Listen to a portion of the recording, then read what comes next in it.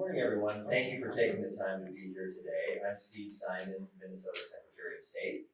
I'm joined by Deputy Elections Director Paul Linnell, Election Security Navigator Bill Ekblad, and Voter Outreach Director Melanie Hazelip. Starting tomorrow, voting will begin across Minnesota for the August 13th primary elections. Our goal is to work with as many partners, counties and cities and townships across the state as possible to make sure that Minnesotans continue to enjoy elections that are fair, accurate, honest, and secure. We're all here to make sure Minnesotans are ready and know how, when, and where they can vote. We'll also talk a little bit about how Minnesotans can serve as election judges, and we'll give an update on the work we're doing on election security. I want to start by talking a little bit about some of the recent changes for Minnesota voters. These are some new things that they can expect that weren't around in years past. The first one I want to zero in on is translated voter tools. For years, Minnesotans have relied on our online interactive voter tool on our website, nnvotes.gov. These are tools that people use to do things like register to vote, to request an absentee ballot, to track their ballot, and to find their polling location. And we've heard a lot over the years how helpful these online tools at nnvotes.gov are for so many people. I'm excited to share today that these tools are now available in 11 different languages: English, Spanish, Hmong, Somali, Vietnamese, Russian, Chinese, Lao, Oromo, Khmer, and Amharic. All of these tools are available now at the website, nnvotes.gov. Just a reminder that to vote in Minnesota, you must be over 18, a United States citizen, a resident of Minnesota for at least 20 days, and not currently incarcerated for a felony conviction. Now, this is an issue that's near and dear to me personally. I am the son of an immigrant. My mother was from Austria. And a person might ask this question.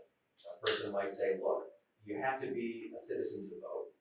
And in almost all cases, to become a U.S. citizen, you have to pass some sort of basic English test. So a person might ask, why, by definition, should anyone need any elections-related instructions or accommodations in languages other than English because of those facts?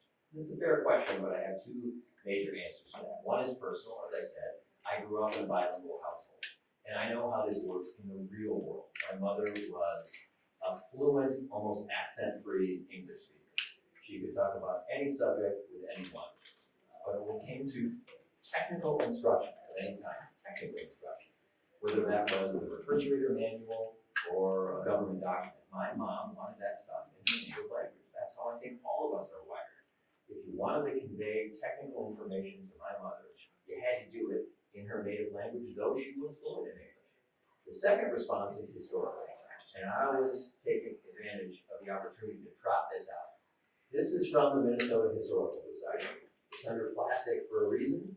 These are originals. The cover one happens to be Norwegian, but it applies to several other languages. Minnesota has been doing some version of this, which is providing tools related to elections in various non-English languages since 1896. And here's the proof. Back then, the languages were, as you see here, Norwegian, and Finnish, and Swedish, and French, and German, and Czech, and other languages. Now, none of those languages are on the list. It may not surprise anyone to know that we don't translate a single thing from Swedish anymore, or Norwegian. Now, the languages that we do provide translations in simply reflect the Minnesota of today, and not the one of 1896, or 1926, or 1946. So this is not new. It's the continuation of something we've been doing for over 120 years in Minnesota, and that we want to continue to do to make sure that every eligible voter, every voter who's a citizen, but whose native language might not be English, has the same access to the same tools to get plugged into the same voting system. So this is something that we, and I in particular, are very, very proud of. I want to talk a little bit about the permanent absentee list. Another thing that we've heard from Minnesotans over the last few years is how much they like to vote at their convenience, often from home. This really spiked in the 2020 COVID election when 58% of Minnesotans, a large majority, voted absentee. It's since come back down to earth. On a consistent basis, we understand Minnesotans to say that they want the convenience of potentially, if they wish, voting from their kitchen table. And now it's even easier. As of June 1st of this year, Minnesotans can request to be added to what's called a permanent absentee voter list, so long as they are a registered voter in Minnesota, and they will then be mailed their ballot ahead of every election in their precinct. All eligible voters can choose to join the permanent absentee voter list by simply checking the box on the interactive voter registration application, again on our website, which is mnvotes.gov. The online and paper applications can be found specifically at mnvotes.gov/register. An absentee ballot allows a voter, of course, to vote by mail in the 46 days before any election. Of course, tomorrow is that date for upcoming August 13th primary. And for the last decade or so, we've had no excuse absentee voting in Minnesota, which means that there's no reason that needs to be given or provided to receive an absentee ballot. You don't need an excuse, you don't need an explanation, you don't need a doctor's note. You can just do it because you want to do it and because you are provably an eligible voter. The option to vote absentee for an individual election or series of them is still available to Minnesota voters by completing an absentee ballot application at mnvotes.gov/absentee. And I just want to emphasize that point. It isn't all or nothing. It's still an a la carte system as well. If someone just wants to vote absentee for one election, that's fine. But they can now also sign up to be presumptively sent a ballot every single election. Voters can, of course, choose to leave the permanent absentee voter list by written request to their county elections office, and voters will be removed from the list if an absentee ballot is returned as undeliverable, if the county receives notice of their death, or if their voter status changes to challenged or inactive. 8 other states, by the way, already do this, states like Arizona, Montana, Virginia, and others, and there are 11 additional states, other than those 8, that allow it under some or even many circumstances. I next want to touch, and I will continue to talk about, the restoration of voting rights for those who have left prison behind. Minnesota has followed the footsteps of more than 20 other states that have made this change, including our neighbor in North Dakota, which has been doing it for many, many years. And this now means that we're bringing 55,000 plus Minnesotans back into our democracy. This was, of course, enacted in June of 2023, but we know that many have not yet had the opportunity to use this right just yet. And it's a challenge getting in touch with and connecting with those 55,000 people. And part of what we want to do is continue to let people know that this is a thing, that this happened, and that the freedom to vote has been restored. Again, a reminder, the eligibility rules are clear, and even more clear since the enactment of that law over a year ago, which is, as long as you were otherwise eligible, if you are 18, if you are a U.S. citizen, if you are a Minnesota resident, and now if you are not currently incarcerated, all those things apply to you, you can now vote in the state of Minnesota. So now on to the primary. It's August 13th, and starting tomorrow, Minnesotans have 46 days to vote. Now, primaries, we all know, are usually lower voter turnout affairs, but they're important as a part of the process because voters get a say as to who will be on the November ballot. And many of us have encountered people over the years, for a long period of time, who get to the November ballot and they don't like what the choices are, or they don't like who or what is on the menu, so to speak. This is the opportunity for every voter in Minnesota to help determine who or what is on the menu, who or what is on the general election ballot. So I urge Minnesotans to participate. I'll remind everyone that the primary ballot has one notable exception. There is not, of course, a presidential contest. That contest for presidential nominees was a separate election held back on March 5th in Minnesota. But the primary will feature the same security procedures that apply in every single election in Minnesota. Namely, as an example, before the election, administrators in every county, every city, every township must, in a pre-notice public meeting, test the elections equipment. It's called a public accuracy test, and I've tried over the last several years and will continue to this year draw attention to the public accuracy test because it's a part of the process that I think that more Minnesotans want to know about, and I hope more Minnesotans will come to appreciate. Another thing that will happen in the primary, as with every single election all the time in Minnesota, is there will be a rigorous 2-level or 2-layer system of post-election reviews. First, all local governments must do a local post-election audit or review, and then we, on top of that, do a review of their work.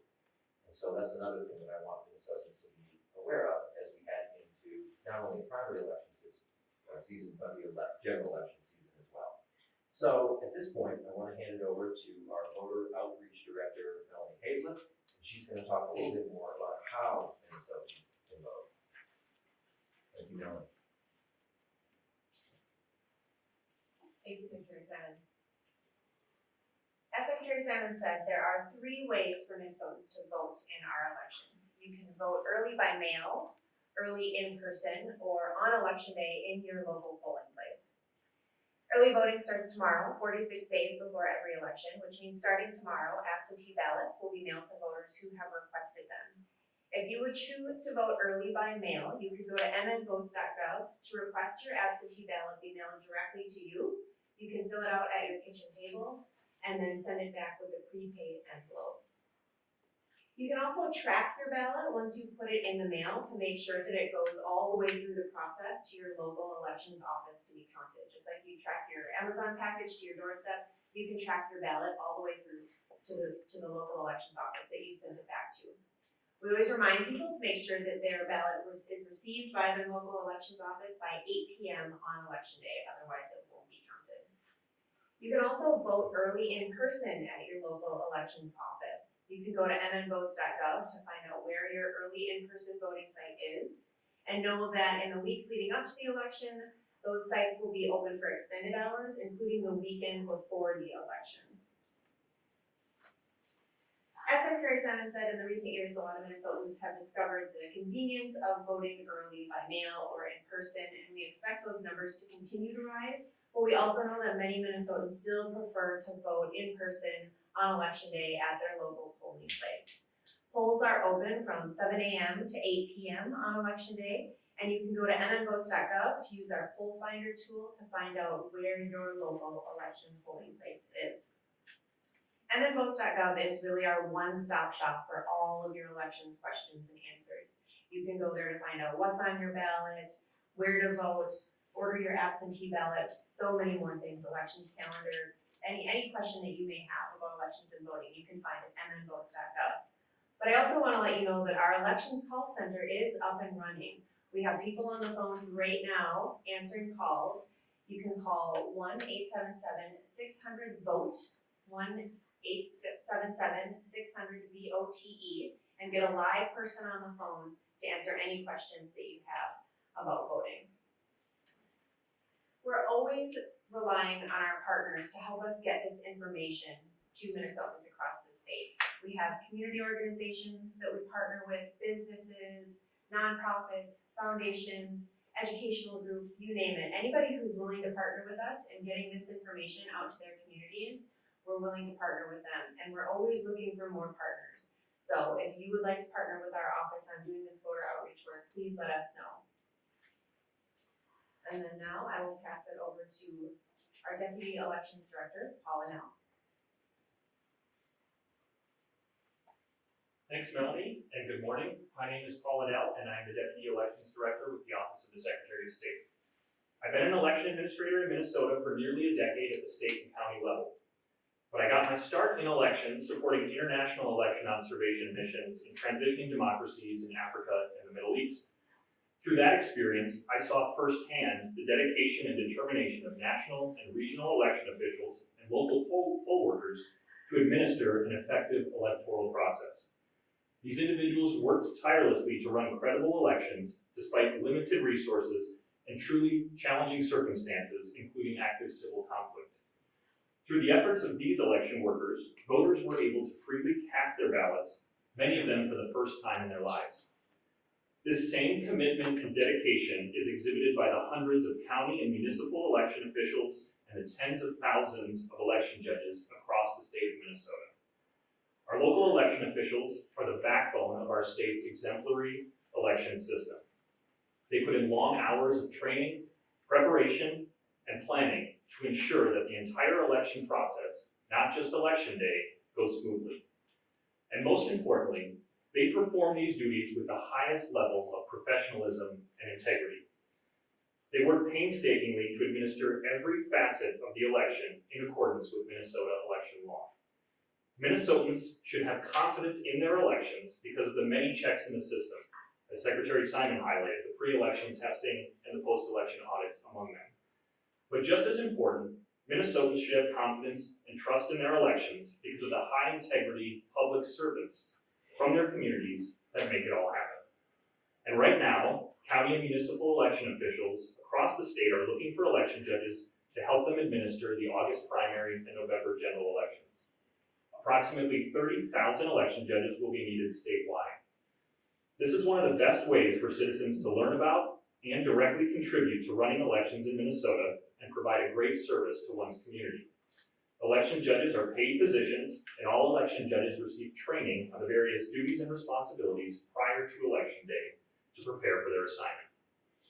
Polling places must have party balance of election judges so that not more than half of the election judges in a polling place affiliate with either the Republican or Democratic Party.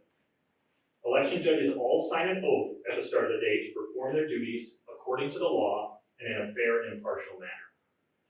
In Minnesota, we've always had enough election workers, even through the challenging environment in 2020, and we want to see that trend continue in 2024. To be an election judge, you must be eligible to vote in Minnesota and able to read, write, and speak English. Minnesota law requires that employers provide time off from work to be an election judge without a reduction in pay. High school students are also able to serve as election judges. Students 16 and 17 years old can be election judge trainees with permission from their parents and their school. Students can perform nearly all of the responsibilities when working in the polling place, including checking in and registering voters and issuing ballots. There's no better civics lesson than having the opportunity to directly contribute to the democratic process. So for any students or adults that are interested in serving as an election judge, we encourage you to reach out to your local election office. We also have all of the details on our website at mnvotes.gov. So come and join the team of 30,000 election judges statewide and be a part of what make Minnesota elections great. Thank you, and now I'll hand it over to our election security navigator, Bill Ekblad. Thank you, Paul. As Paul mentioned, I am Bill Ekblad, the election security navigator in the Office of the Secretary of State. And I want to take a few minutes talking about election security and our approach to it. Back in January, just prior to the state presidential nominating primary, we laid out our overall approach for helping to secure Minnesota's elections through the 2024 election season. That approach is founded on three main cornerstones. First and foremost, partnerships with critical partners. We maintain robust relationships with federal partners to include the FBI, the Cybersecurity and Infrastructure Security Agency, or CISA, the U.S. Postal Inspection Service, and others when required. At the state level, we work very closely with the Bureau of Criminal Apprehension and with MINIT, the state IT agency, and again, others as required. But most importantly are our critical partnerships and relationships at the local level with county and city election officials. We leverage those relationships for a lot of different reasons, but primarily it is about sharing information and situational awareness up, down, and sideways with all of our partners. We do that through a variety of means to include messaging, emails, but this period since January, we've been focusing on in-person interaction with as many partners as we can. Our team, and there's three of us now, to include a physical security specialist, a cybersecurity specialist, and myself, have been out on the road visiting counties, sitting down and talking to those local election officials, understanding their concerns about threats and worries heading into the election events of the year ahead, and making them aware of all the different resources and help that's available to them from those federal, state, nonprofit, and other partners that all want to see them succeed. So as we proceed into the year of the election events ahead, we will do so again in close concert with that robust list of partners who all want to do the right thing and make sure we can deliver safe and secure elections to the people of Minnesota. And with that, I'll turn it back over to Secretary Simon for questions. Okay, we'll take questions, answers, comments. You talked about 2 layers of audits. Is there a way for the public to kind of check those audits, or perhaps 2 or? Yes. The question was about audits, and is there a way for the public to check them? Yes, they are public processes, and I try to attend as many as I can at the county level just to highlight what happens.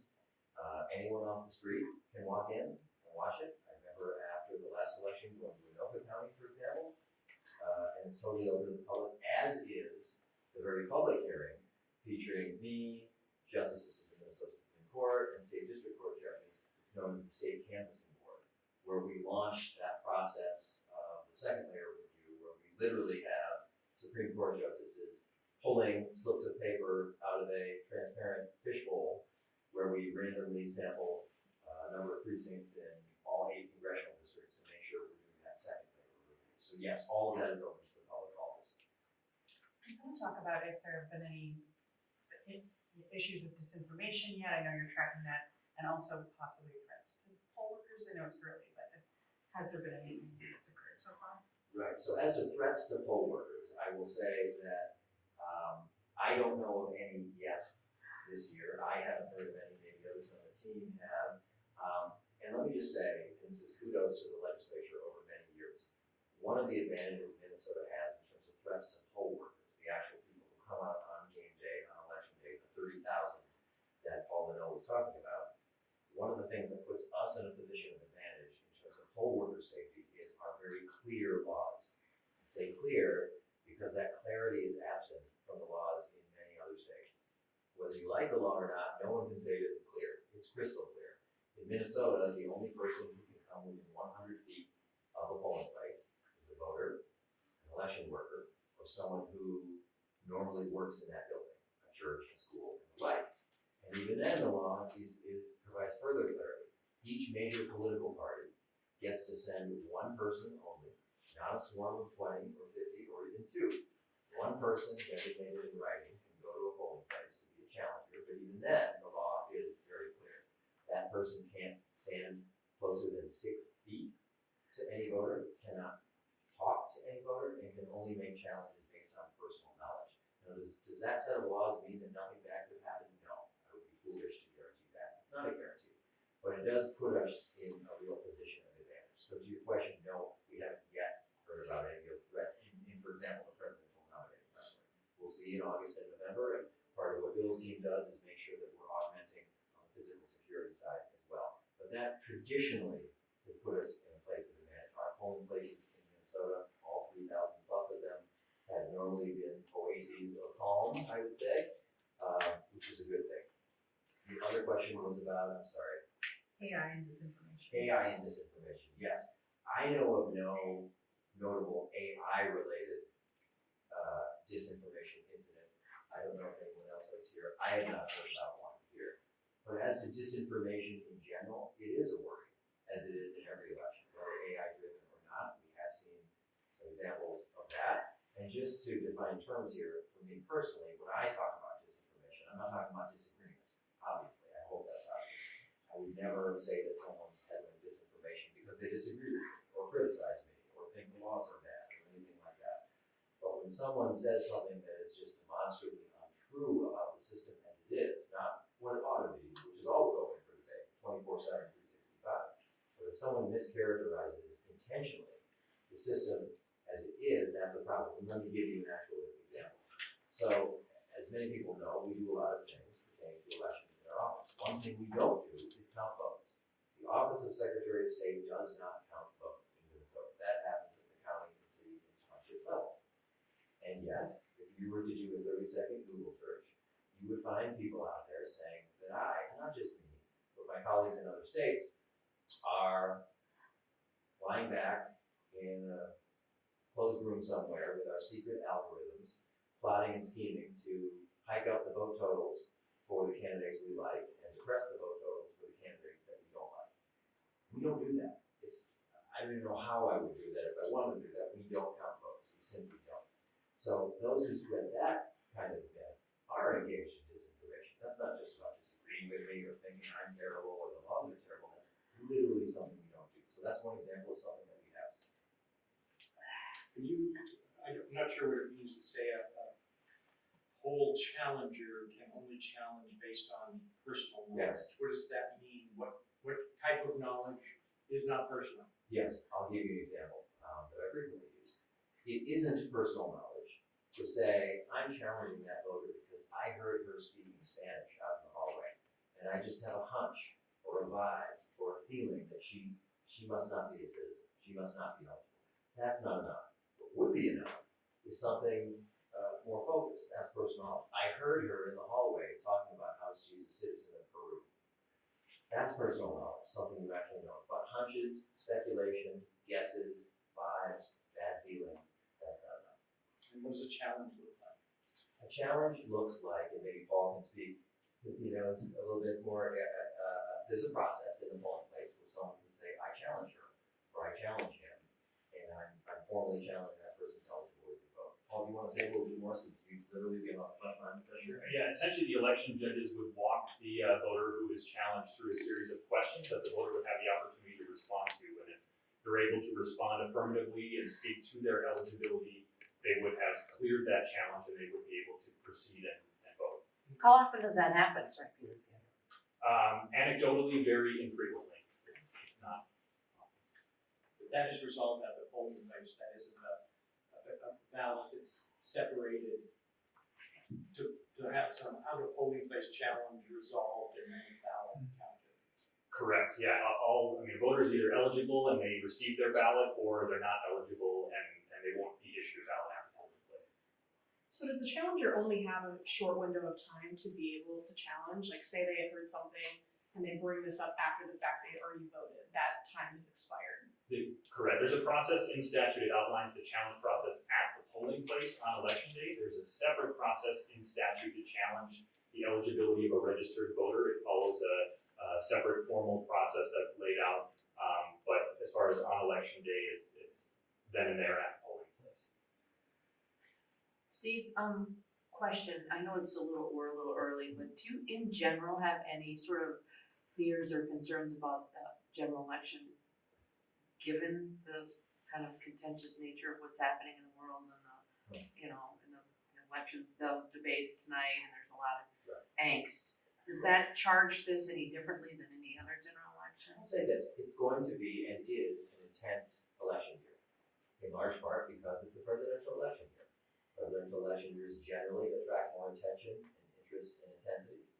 This one even more so, I'd say the last one even more so.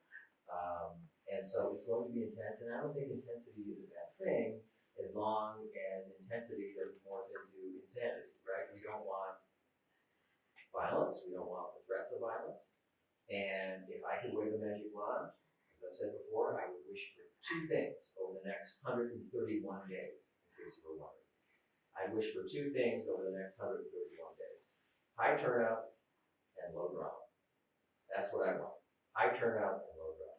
The higher turnout part, I think, is likely for a number of reasons. First, this is Minnesota, and we're routinely #1 in the country in voter turnout. We want to get back there.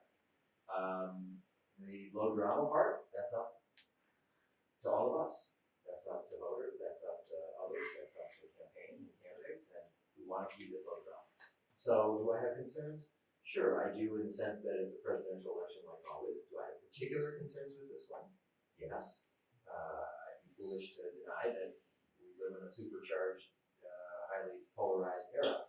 But I'm confident that we can overcome those challenges. We have before. 2020 was a pretty good stress test. I'd say we aced the stress test in Minnesota overall. It wasn't without challenges. So am I concerned? Yes, but I'm confident we can overcome those challenges. On absentee voting, when do those ballots in their envelopes need to be postmarked to be counted? Well, we are actually, the question was about postmarking. We are not a postmark state. So it's not about postmarking, it's about when it gets back. And the rule in Minnesota is it's got to get back, either by mail or by hand delivery or by carrier pigeon or whatever the means. It's got to get back by 8 p.m. by the close of the polls. As long as it gets back in some form or fashion, it doesn't matter when it's postmarked. If it gets in at 8:01, regardless of postmark, it's no good. If someone wants to claw back their vote, and they voted early, and then they want to change it, Right. what is the date that they have to do that by? Yes, well, it's 18 days before the election is now the rule. 18 days before the election. So someone could vote tomorrow in the primary and have a change of heart. Maybe they saw a news development or for whatever reason they wanted to change their mind. A voter could claw back that ballot up to day minus 18. Up to day minus 18, which in this instance is July 23rd. When you stay on absentee ballots, let's say someone wants to be a permanent absentee ballot, do they have to have been a past absentee voter? No. Okay, so I was looking for it, and I couldn't find it even in the large type version. When they would have to fill out a form that includes the security number, the code numbers that you use, so, and then there's somewhere a box that says, and I want this to be permanent as opposed to these which are saying which election. Correct. Okay, I wasn't finding that separate form. Oh, well, Paul, you want to say something about the form? It's actually on the voter registration application as opposed to the absentee ballot application. So if a voter were to fill out a paper voter registration or register to vote online, they would have the option to check the box indicating they wish to become a permanent absentee voter. How do you do security for someone who doesn't have a driver's license or social security? So if they're registering online, they need to be able to provide one of those numbers to validate against those databases. If they're registering on a paper form and a test that they don't have one of those numbers, it would go through the opportunity to try to find a match at the county level. If the auditor can't verify that, then they would be flagged as not verified and would have to provide additional identification to be able to register and vote. So if they were flagged in that manner, they likely wouldn't be able to be added to the permanent absentee list and would have to apply separately. What about temporary absentee that says, I do not have a Minnesota issued driver's license or a social security number, but don't you need a number to be able to compare to the ballot envelope? If an absentee voter is returning their signature envelope and the numbers don't match, the ballot board has the opportunity to match signatures to be able to accept an absentee ballot. Okay, so if I don't have those numbers, a signature could be a fallback way of validating that absentee ballot when it is received in the county office. That's correct. There's been some concern from Republicans about the lack of bipartisanship for some of the recent election law changes. Do you share those concerns that not everybody's on the same page so much?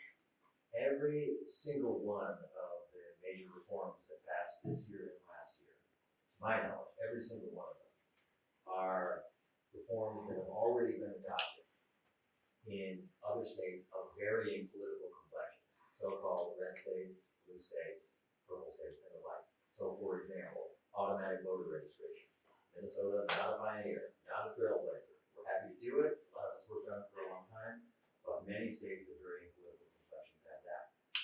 Same with pre-registration for 16 and 17-year-olds. Same with restoration of the freedom to vote for those who have left prison behind. I think I alluded to North Dakota, which has done that for many years. Hardly anyone's idea of a progressive paradise. So I think, more broadly speaking, if you look nationally, these are things with broad bipartisan buy-in and experience.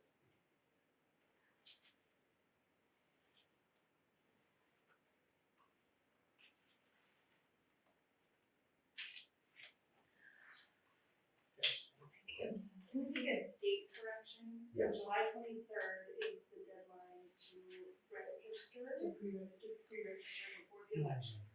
And then direct balloting starts on the 26th, so the 25th would be the last time.